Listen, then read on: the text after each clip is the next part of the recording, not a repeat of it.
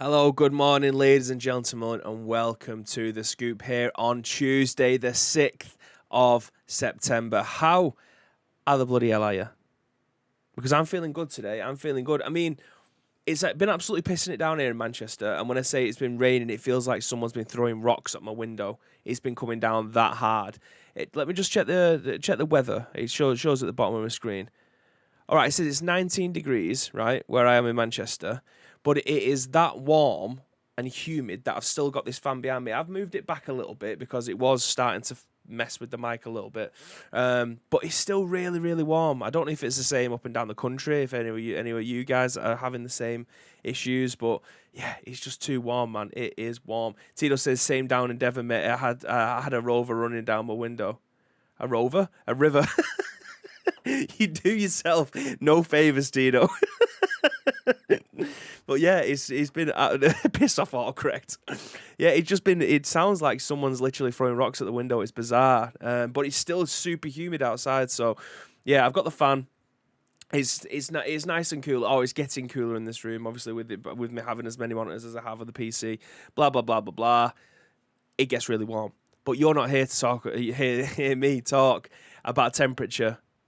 No, you're here to hear me talk about the wasp nest that I have outside my window. Now, I don't know if I've actually mentioned, I definitely spoke to Graham about it yesterday, but I have a wasp nest outside my window. In between my window, office window here, and the bedroom window, there's a big wasp nest. So I have got someone coming out to come and do that for me this afternoon. They said they'd be here this afternoon.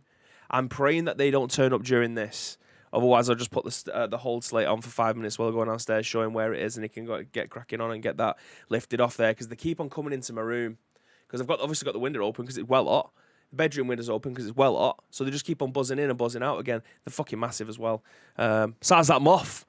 Bibby is buzzing. I am definitely not. I've got no, like bees, wasps and stuff like that. I'm not asked about them. I'm not scared of them. I don't really want them to obviously sting me or anything. But if you don't harm them, they're not going to harm you. Don't really want to be climbing a ladder and smashing the shit out of a wasp nest. That's not something that I would consider fun. So yeah, I've got somebody else to come and do it. 55 quid. I thought that was a bargain, to be fair. 55 quid to come up and remove it. I thought that was a bargain.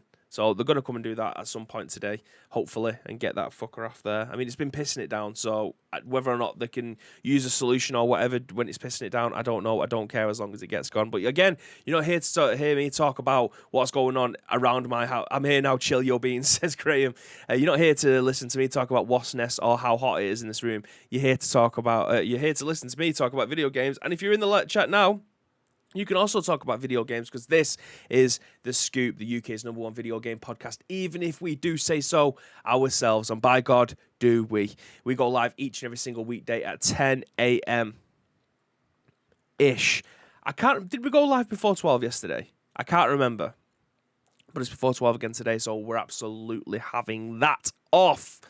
It is just me today. Graham is in the office. He's got work calls and meetings and stuff like that, obviously, because he was off on annual leave last week. They're all starting to stockpile up, so he will probably... He's in the chat. He'll be popping in and out, I imagine. But yeah, it's just me today, so it is going to be a dollop. This is going to be around a 30-minute, 40-minute show, as per usual. We have 4 news stories today, and they're not the best, I'm going to be honest. I was scrolling through the usual websites, your VGCs, your Eurogamers, your GameSpots, The Verge, all the other ones that we usually feature on this show. And the news hasn't been great. It's like there's just post Gamescom. There's not much going on until the video game awards and stuff start to happen in December and things. So I feel like we are going to be in a bit of a lull in between now and then. So we've got 4 news stories. They are okay. They're definitely worth talking about. But usually we'd have like 5 or 6 really, really good ones that we'd spend 30 minutes talking about the first one and then think, shit, we're well over time here. And then we're just flying through the remaining 5. But we've got 4 today. I think we can definitely spend 12 to 15 minutes talking about each one. So that's good to know.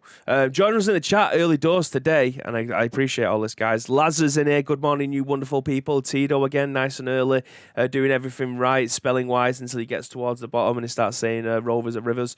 Tiny Yoda's in here as well. Good morning to you. Graham's obviously in here. Lake's home, I think. Oh, no, hi from freaking Frankfurt again. So he's not home yet. His flight got cancelled yesterday.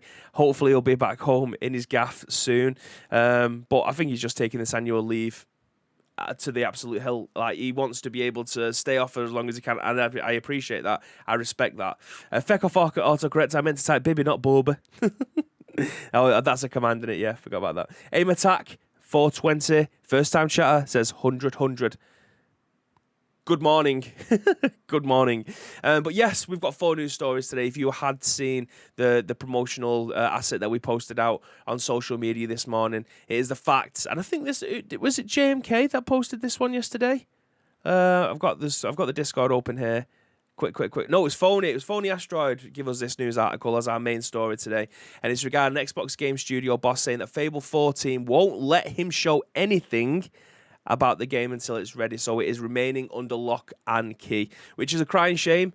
Obviously, we talk about video game trailers and stuff like that all the time, but if they're going to take the time and effort to create a good trailer that gets us all hyped up rather than it just being drip-fed, I'm okay with that. So we're going to dig into that one. We also have some Assassin's Creed, Mario plus Rabbids news, and also some Skull and Bones, as it's all to do with the Ubisoft forward. Then we'll move into some Call of Duty news, obviously, because it's nearly Call of Duty season, in regards to what PlayStation is going to be getting over the next couple of years, providing that the Activision Blizzard acquisition goes through.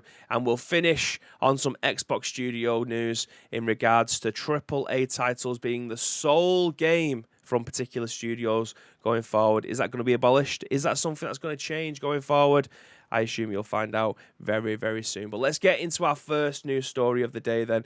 Again, it's regarding the Fable 4 news. I'm just going to take a quick swig of my drink while we're here as well before I get going.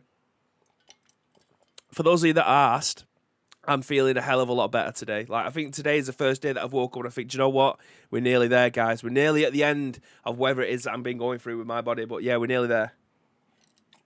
You might feel a bit of a nasal. You might hear the nasal nose. But apart from that, we're all good, baby.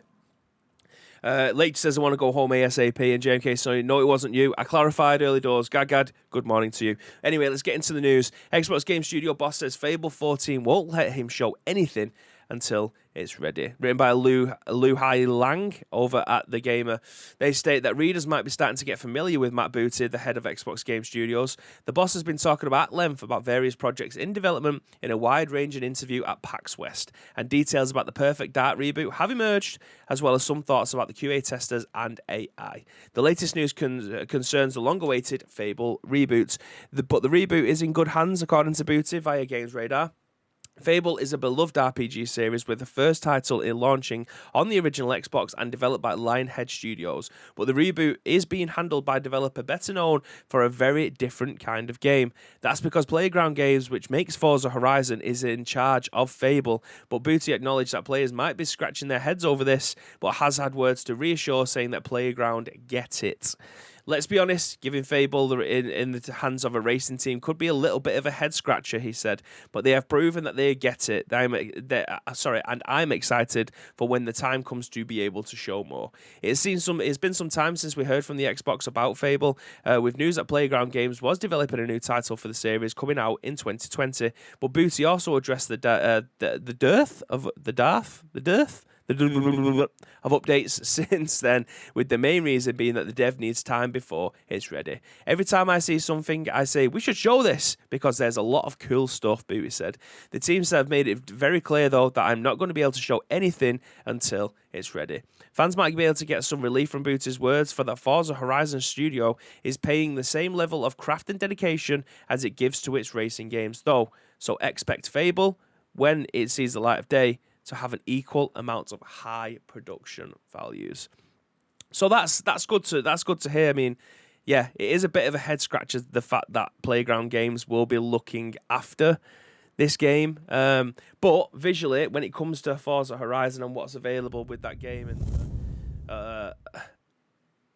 the beauty that it is, and the way that the cars move, and the forest when you're going through it, and you see all of the rain starting to come through. Like, visually, Forza Horizon is a stunning game. All of them are, including obviously what.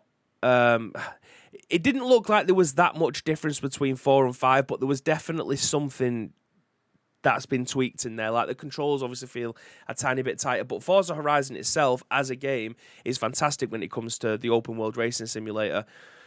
How that will translate to a single player RPG game, I'm not so sure. Like, I'm not saying that it's going to be terrible. I'm not going to say that it's going to bomb either. I'm just curious as to what experience the people who have had making racing games might have making an RPG, because they are two completely different genres, obviously.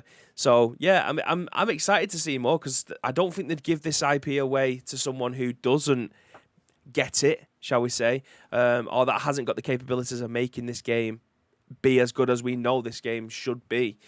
Fable is obviously a beloved Xbox first party game, so yeah, I'm waiting to see more, and I think they're probably doing the right thing.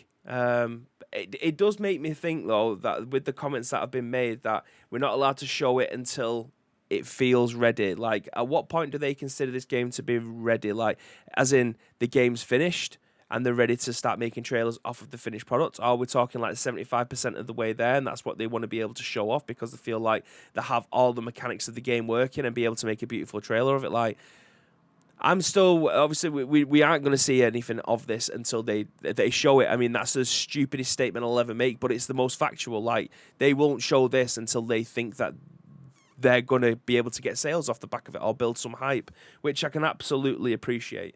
So yeah, I suppose we're going to have to wait a little bit longer to be able to see this. Has it got a release window for it? Because I don't think I've seen one. Let me just have a quick look. Let me have a quick Google. Fable 4 release date. Is it winter next year? Although it's late 2023, early 2024. Yeah, so we're talking like winter next year.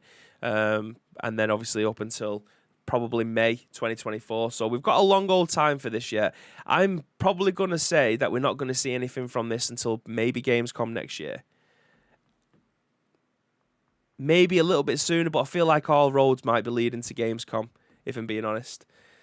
In terms of a fully fledged, like, 1.5-minute, 2-minute trailer, which I'm not going to be angry about, because if it's not coming out until December next year, or around the holiday period, then I'm happy to wait. Like, they don't show me something now and then I have to wait like 16 months for it, because it's pointless, because you're probably going to change some things in there anyway, so it makes no sense. Lake says, imagine Bib as police then. Bobby Bibby. Lazar says, Forza Horizon is my favourite Xbox game and the reason why I got one, to be honest. I mean, the fact that it's on Game Pass day one is unbelievable. A game of that magnitude being put onto something that's accessible to everyone who has either a gaming PC, a mobile phone, or a console is outstanding.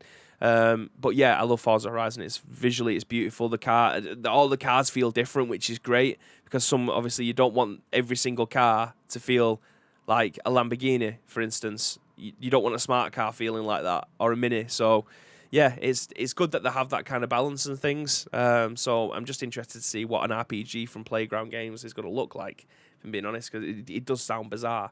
But anyway, let's move on to some other news written on VGC by Tom Ivan, whenever I can bring this up on the screen. They state that Assassin's Creed, Mario Rabbids, and Skull and Bones to headline the Ubisoft Forward, written again by Tom Ivan over at VGC, and they state that this week's Ubisoft Forward showcase will be headlined by Assassin's Creed, Mario plus Rabbids, Sparks of Hope, and Skull and Bones, the publisher has confirmed. In a blog, Ubisoft confirmed it plans to deliver updates on upcoming games like Mario plus Rabbids, Sparks of Hope, and Skull and Bones. It also said that fans should stick around for a very special Assassin's Creed showcase to see what the future holds for the franchise.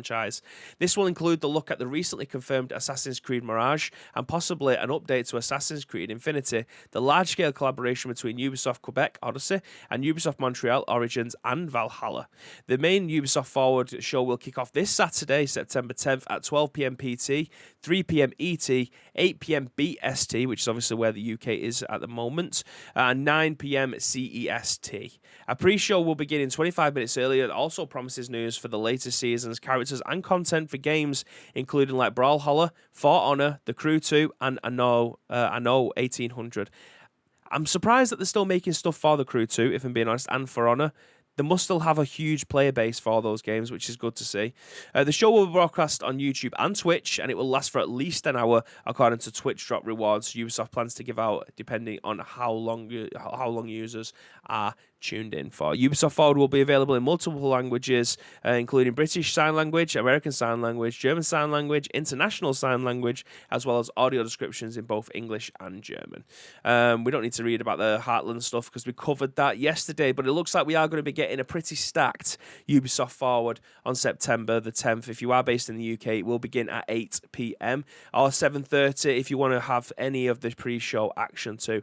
Drops being enabled too, obviously over on Twitch. Fantastic for you guys that will want to be tuning in anyway. You might be able to get some free goodies depending on what the drops are for the games. You might not be asked. You could be super asked. Who knows? But we are going to be getting some more Ubisoft news this weekend.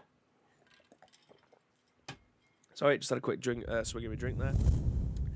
JMK says another Assassin's Creed game. I haven't played the last one or two. Might check this out, mate. If I could recommend an Assassin's Creed game, bearing in mind that Assassin's Creed is not my cup of tea whatsoever, I would 100% recommend playing Valhalla. I think Curry's was actually selling it for like £15 if you've got a PS5 or PS4. You might have an Xbox. I'm fairly certain you can probably get it for the same price there as well. It's just something that caught my attention. But Valhalla was fantastic. Like, I had so much fun playing that game, and that's from someone who hasn't been asked about Assassin's Creed pretty much ever. It's never really been my kind of vibe. I played the first two, never completed the first two, but then it got to Valhalla, and it's like, I got to a point where, like, it's second guessing myself, like, should I have gone back and played the rest of the Assassin's Creed games? If this is this good, why am I not going back and playing the other ones? Because this is mint. I love this. I mean, the Nordic Viking stuff, right up my alley anyway. Having a full-on RPG skill tree, and yeah, it was class, but apparently the old ones aren't like that, so that probably doesn't take my fancy as much as this one did. But I can definitely highly recommend playing Valhalla if that's the kind of game that you want to be able to play. Fatman Dave says, imagine it was a shortcut, biddy biddy bob bob bob biddy biddy bob bob bob bob bob. Lance says, nothing is true, everything is permitted. JMK says, Origin was the last one that I played. Graham, for some reason, shouts, no, from the back. Unless Nietzsche's hacked the account. Ad says, Ask Creed.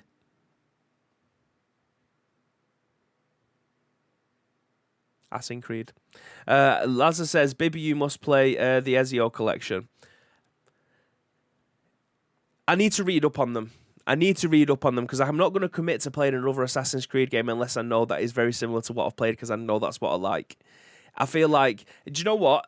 Analogy time. This is very much a situation in what I think Graham is in more often than not. He won't play anything that's not modern and new and look great. If I was to say go back and play this game from 2004 on the PlayStation 2, I'd be like, fuck no.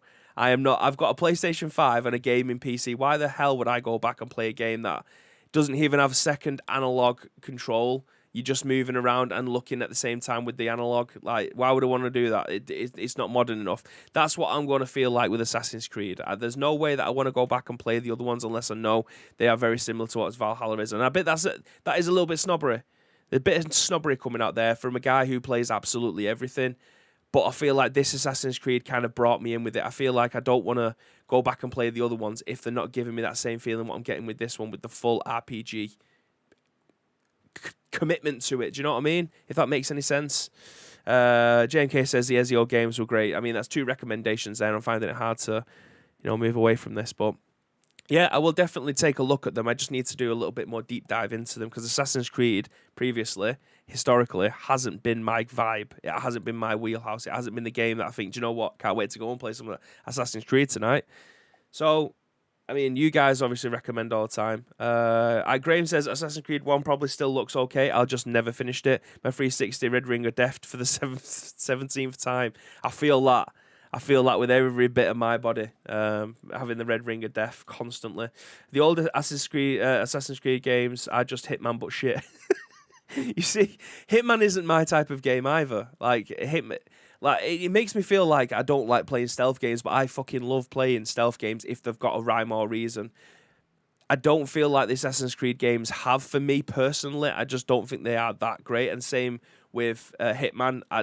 It's just not for me. They're just games aren't for me. Like, give me a Metal Gear Solid game any day of the week. Like, still Metal Gear Solid 2 by far my favorite in the franchise.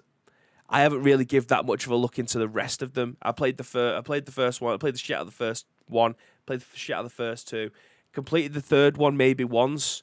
The fourth one, Phantom Pain, never really got into it. I think my time with stealth games pretty much finished with the second one that I solely enjoyed. No, says Lazar. As James K says, I played most of the Assassin's Creed games. A lot of them were quite repetitive. Ezio got your back, bro, says Lazar. Graham says, Assassin's Creed 1 was repetitive, 2 was a big step up. So obviously they are making evolutions there, but do I really want to go back and go through all the shit and all the changes that they was trying to, all the teething issues, in my opinion, that they've managed to get away from with Valhalla? Do I really want to do that? I don't know. We'll see. I've got more than enough games to be able to get through. I've still got Final Fantasy VII, the remake one, installed on my console that I have not even booted up yet. My backlog of games is outrageous. I need to get that. So I need to get these. I need to go through these games like pronto, but time, man. Like there needs to be more than 24 hours in a day so that I can sleep and still manage to be able to get stuff done. Because at the moment, I'm running out of time. I feel like when I wake up, time's over already. I feel like I'm just going back to bed. Time is escaping me constantly throughout the day. Is this what having children's like? Is this what having a newborn is like? Because it feels like I wake up and then I'm going straight back to bed again. Everything else in between is just... You're finishing work, you're sorting the boy out, he goes to bed, you end up having some tea, and then you go to bed. That is literally like my life at the moment. Laz says, Bibby, for example, it's like you play Resident Evil Village, and I recommend you Resident Evil 4. Right. I get that, because Resident Evil 4, the controls are terrible if you go back and play them now. The remaster, I imagine the remake one is going to modernize it to make it feel like you're playing Resident Evil 6 or Revelations, which were the controls were much tighter on those, but Resident Evil 4 controls are horrendous. You go to bring your gun up, and then you can't use the right analog stick to look around. It's kind of like you're looking with the left analog stick. If I'm talking about the PlayStation 2 version, like it sucks ass, bro. It sucks ass, and I don't need that in my life. I do not need that negativity. But we'll see. We'll see. I mean, you're obviously comparing it to Resident Evil there for me to be able to get it, and I get it. I appreciate the analogy. It works. It works for me. But anyway, we've got some more news to talk about, and it's some Call of Duty news. Let's get into it.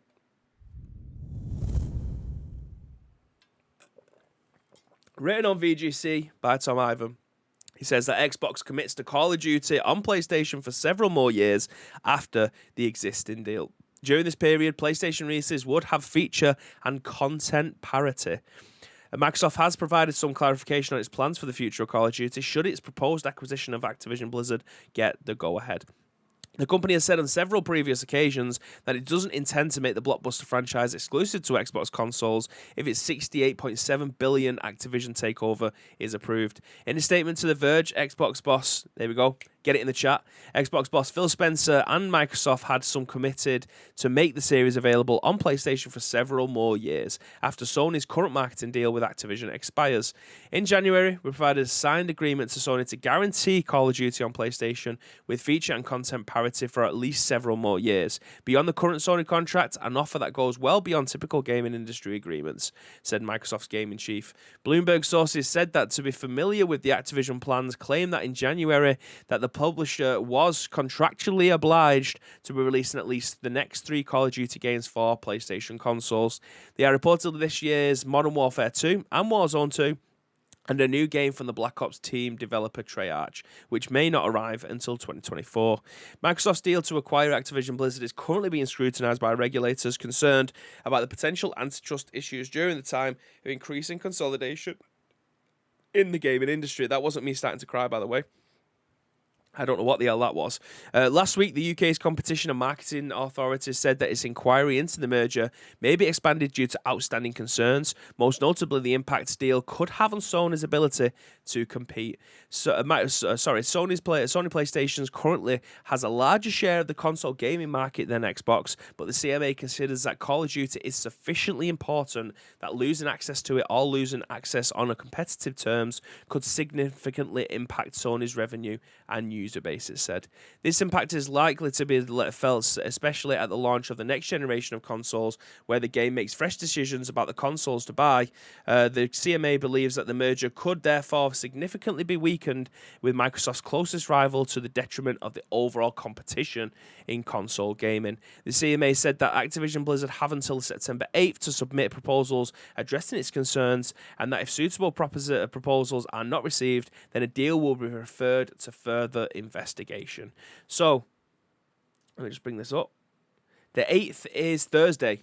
So they have until Thursday to be able to go against what this could potentially go down in the video game landscape. Like, we've talked many times about how much PlayStation is outselling Xbox. Xbox, at this moment in time, have the better platform, in my personal opinion, with the likes of Game Pass, with the likes of the console being available for £250. Well, a next-gen console, shall we say. Available for £250 in a world where everything seems to be going up. If you want to be able to get into the next-gen marketing, next-gen gaming space, £250 is an outrageous price for you to be able to get involved with. If you have a mobile phone, you can obviously be able to play it on there. If you have a tablet, if you have a PC, the Game Pass is fantastic value for money. That is what Xbox are doing extremely well. However, I think it's coming down to the catalogue of games, which is obviously what's propelling Sony up as the leading console manufacturer. Like, last I heard, it was 3-1. That could now have changed. It could be 2-1 now. I will definitely need to brush up on some numbers on that, because this is obviously, if it's incorrect, is making this podcast or this particular segment obsolete before it even gets started. But yeah, for the last time that I heard, it was 3-1 that PlayStation was still outselling Sony's Microsoft Xbox. That changes, in my opinion, if Call of Duty is just going to be an exclusive for Xbox, because there will be people who only pick up next-gen consoles to be able to play Call of Duty. Very much like you could name any video game franchise. I'm not talking about just particular games, but if you are talking about yearly games, franchises, people will just buy consoles for those games. There will be people who just buy consoles to be able to play The Last of Us, God of War. Do you know what I mean? Like, these are the console selling games. Gran Turismo, same way for Xbox. People who want to be able to play the new Gears of War, a new Halo game, Forza Horizon. These are the games that people buy consoles for. If Call of Duty ends up becoming a PlayStation, an Xbox exclusive, then that changes the landscape of video games, and that's exactly what people are complaining about. I do think it's a bad thing, but I also think that they are well within the rights to be able to do that. If they are paying the amount of money that they are paying, then that's absolutely within Xbox's right to be able to do that. I said the same thing about the Bethesda thing. It will annoy me. I will still be able to play the game, so I won't feel a bite on this one. I will still be able to play a game because I own the consoles to be able to do so. However, the fact that there is more of the more PlayStations out in the wild, and they then therefore make this game just console exclusive, they will feel the pinch of that straight away. However, eventually, over maybe a 4-year period, more people will end up buying that console. Then they catch up to buying, selling, competing with PlayStation on unit numbers being sold. Like, that's their intention, right?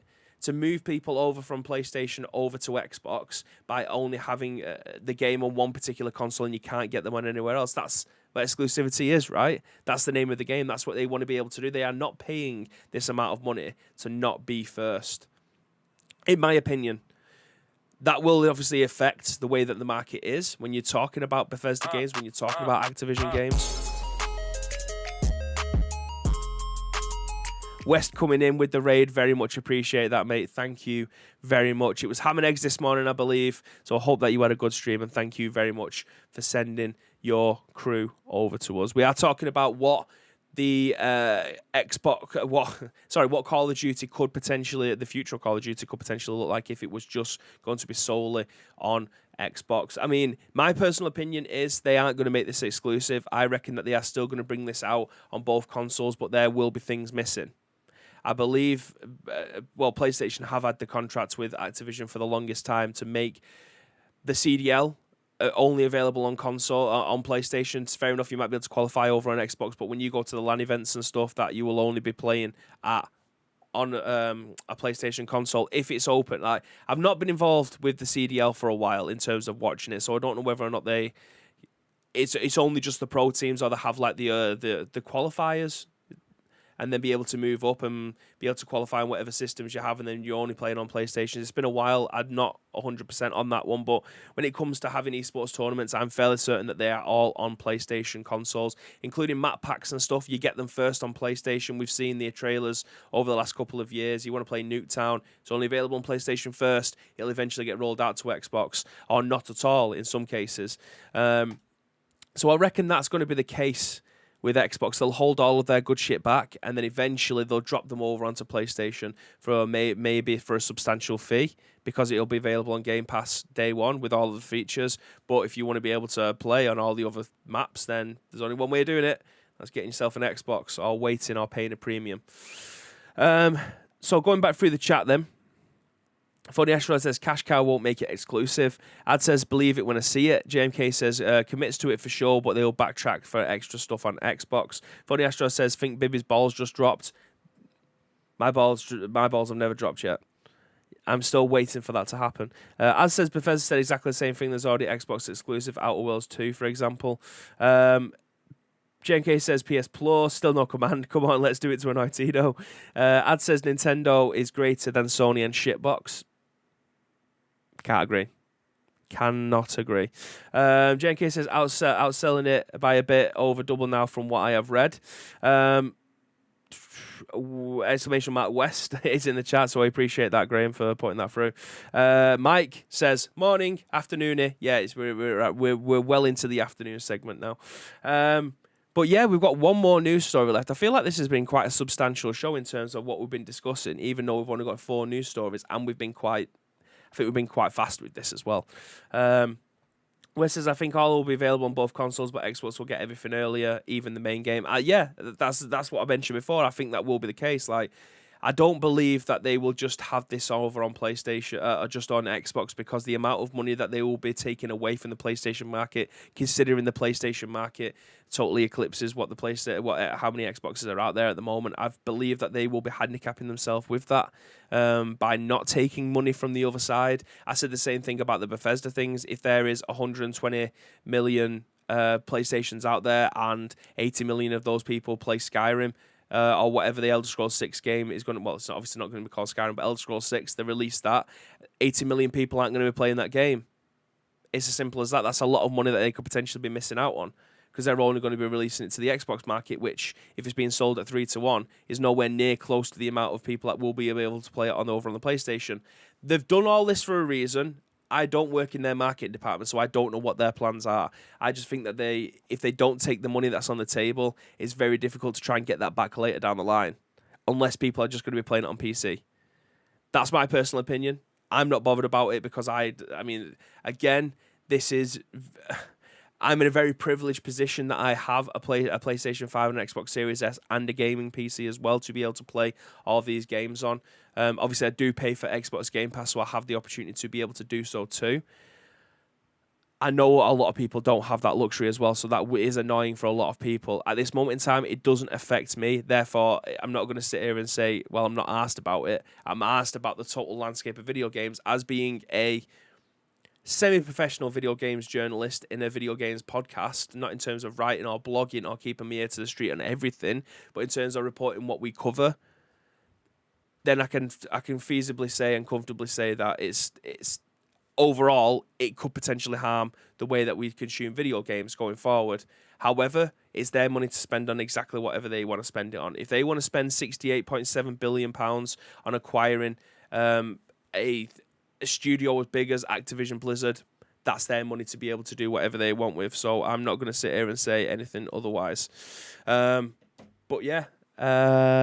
Mike says, I'm a bit late today, been filling the Discord up with nonsense, Xbox rules, says Mike. I agree, West, says JMK. Exclusive for Xbox like PlayStation, had PlayStation PS Plus members. West said, that said, it would increase the console Game Pass sales because they only kept it on Xbox. And loss of possible revenue, but hits it big on PlayStation, said West. Sorry, I've just heard my gate go, so I don't know if there's anyone at the door. One sec. I think it was the poster. It was the poster. We're okay. I didn't hear the door go, but I was just waiting to see who it might have been. Yeah, it's supposed to. We're all good. Anyway, we've got one more news story today, and again, it's about Xbox. So if you wanted an Xbox exclusive show today, you're very much in the right place. So let's move into this one then. Written on the Gamer by Justin Reeve, he states, the Xbox Game Studios boss describes how the days of single studio AAA games are long gone. The head of Xbox Game Studios, Matt Booty, recently explained how its days of AAA games from single studios are long gone. According to the exclusive partnership involving multiple developers are the way of the future. The news comes from a panel meeting held on the ongoing PAX West in Seattle, Washington, by the way, of VGC. And this is a quote, "How we make games is evolving," Booty remarked. "The idea of a single team under one roof really doesn't happen all that often anymore." Booty went on to discuss a couple of past instances, and I'll use an example of this.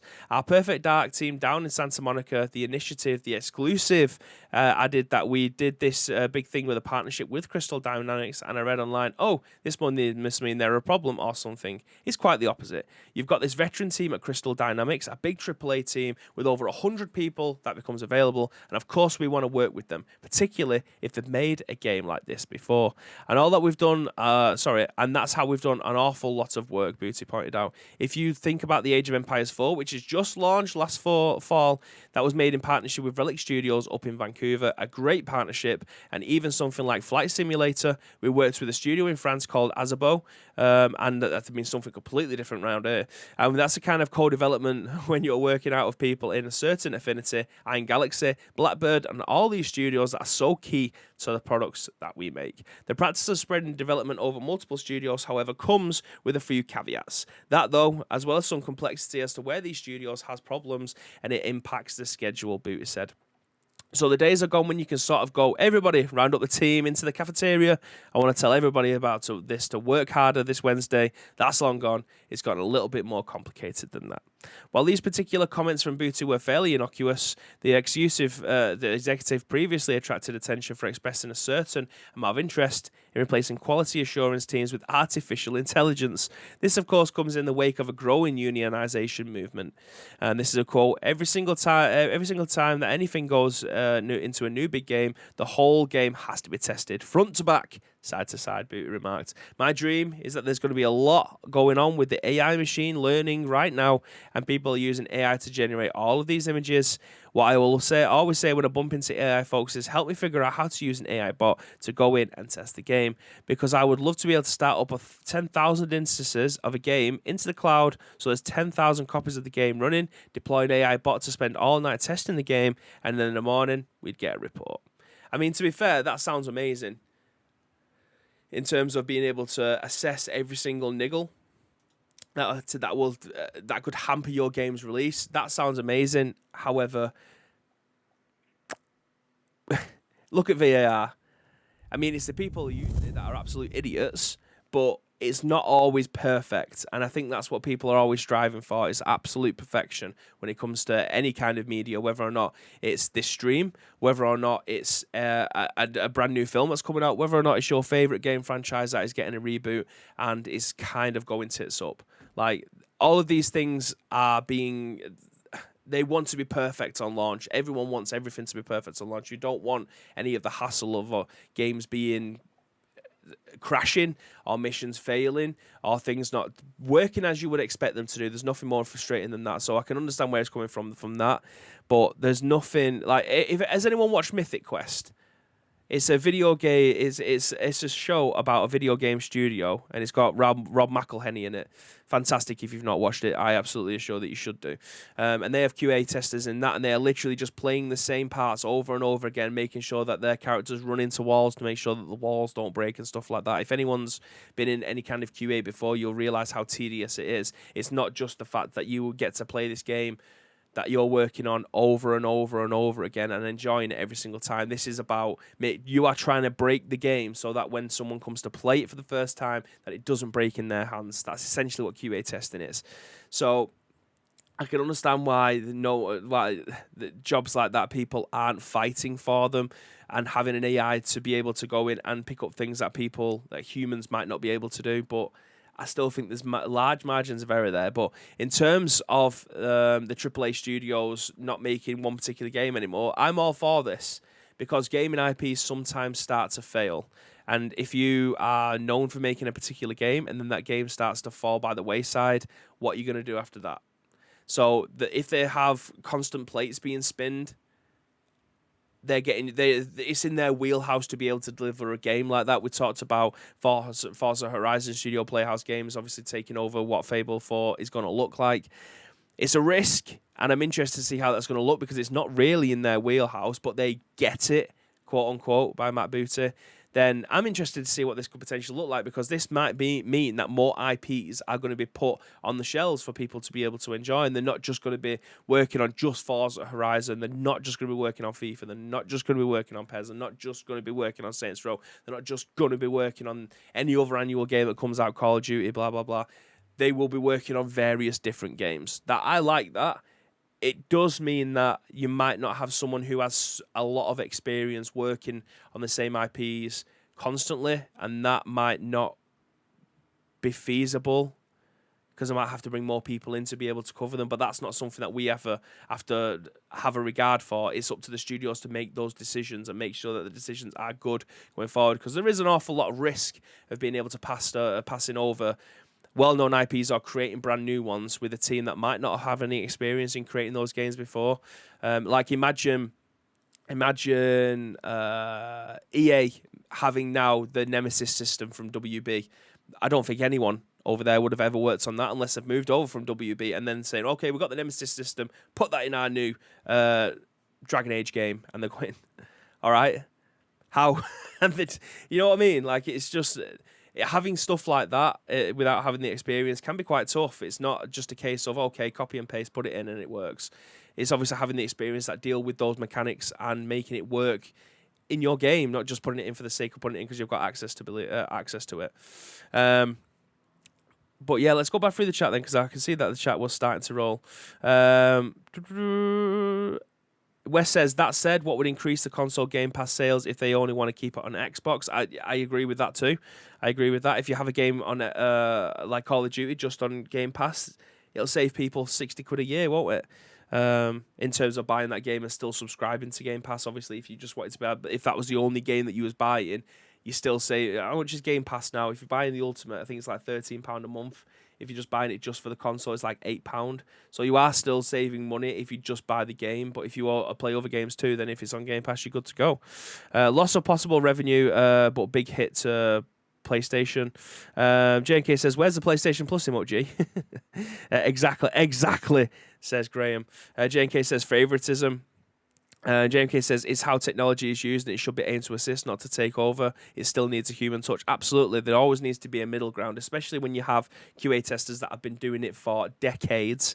You want their experience in there. You want them to be able to come in and teach new people how to be able to use these systems. Imagine game testing stuff like World of Warcraft that's been going forever. Do you know what I mean? Like, an AI bot coming in to be able to do that might be able to do the stuff at the top, but in terms of the stuff that lists underneath, as you go further and further down the iceberg, AI won't have that kind of experience. They'll be able to learn it. I mean, it doesn't. I imagine it won't take long for them to be able to do it, but having that human element with a set of eyes looking at it and going, okay, that's not wrong. Like, AI will only pick up things that have been stipulated. So if they clip out by like a millimeter, the system might not pick it up, but you can actively see as a human that that arm has just gone through that wall. So that's game breaking. But the system might not be able to pick that up. Do you know what I mean? So there is always an element of a human touch, shall we say, in these kind of things, just to make sure that everything's still running smoothly. Laz says, I'm off to the gym. Ice cream uploads. Thanks, Bibby. Catch up soon. Take care, mate. Thank you very much for joining us for today's episode. We very much appreciate it. Graham comes in with Lazarus Believing. And J&K says, Gran Turismo creating an Elder Scrolls game. Ouch. Yeah, I don't think that'll work very well, do you? The storytelling in Gran Turismo don't think quite has the same likability that an Elder Scrolls game would. But ladies and gentlemen, that is it for today's episode of The Scoop. It is only myself, so it's classed as a dollop. We've been going apparently 51 minutes, taking away the intro and stuff. We're looking at about 45 minutes. So I very much appreciate every single one of you that have joined us for Tuesday's episode. We still have 3 more left this week. So if you want to help shape any of those shows, there is 2 ways that you can do so. First of all, find us on social media. It is at Ice Cream Uploads across all major social media platforms, or alternatively, get involved with our Discord. If you're watching this on any of our on-demand services, go into the description below. All the links that you require will be listed there for you, but all we need from you is a URL plus your thoughts and impressions. We will then give you our thoughts and impressions on the very next show, which will be at what time tomorrow, Mr. Graham Day? 10 a.m. Ish. That was a good Graham, that wasn't it? If you're listening to some podcast services, you'd think it was here. He's not here. That was just me doing an impression of Graham. He's in the chat. 10 a.m. Ish. There we go.